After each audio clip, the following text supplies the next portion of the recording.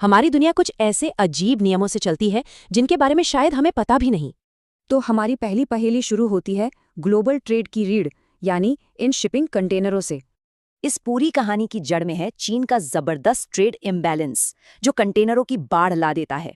लेकिन जब ये कंटेनर दुनिया के सबसे बड़े खरीदार अमेरिका पहुंचते हैं तो ज्यादातर खाली ही रह जाते हैं। और वजह है सीधी साधी इकोनॉमिक्स। चीन के लिए नया कंटेनर बनाना ज्यादा सस्ता पड़ता है। तो इन लाखों कंटेनरों को या तो स्टोरेज के लिए बेचा जाता है या फिर कबाड़ में पिघला देते हैं। कंटेनर की ये पहेली बस एक उदाहरण है। अब चलते हैं एक और अजीब एनर्जी पैराडॉक्स की तरफ। अब आते हैं हमारी दूसरी पहेली पर, अमेरिका का अपने ही तेल के साथ ये अजीब रिश्ता। देखिए, इस पहेली के जवाब के 3 हिस्से हैं: ऑयल केमिस्ट्री, लॉजिस्टिक्स और एक पुराना कानून। पहली बात, केमिस्ट्री। अमेरिका में हल्का कच्चा तेल निकलता है, पर उसकी रिफाइनरियां भारी तेल के लिए बनी हैं। इन रिफाइनरियों को अपग्रेड करने में खरबों डॉलर लगेंगे, तो सही तेल आयात करना ही सस्ता पड़ता है। दूसरी वजह है लॉजिस्टिक्स, जैसे कैलिफोर्निया, टेक्सास से पाइपलाइन न होने के कारण तेल आयात करता है। और आखिरी पेंच है 100 साल पुराना एक कानून, जोन्स एक्ट।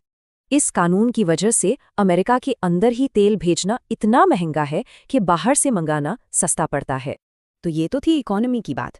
अब देखते हैं जियोपॉलिटिक्स का एक खुफिया खेल। सवाल ये है कि पाबंदियों के बावजूद ईरान ने अमेरिकी बोइंग 777 विमान हासिल कैसे कर लिए।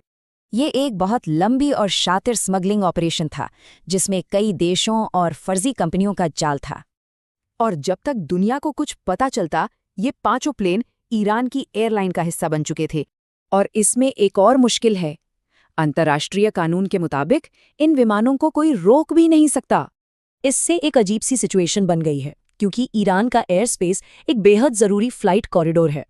तो ये तीनों कहानियां दिखाती हैं कि दुनिया का सिस्टम अजीबोगरीब तरीकों और खामियों से भरा है। तो ज़रा सोचिए, ऐसे और कितने अदृश्य नियम और छिपे हुए सिस्टम होंगे जो हमारी दुनिया चला रहे हैं।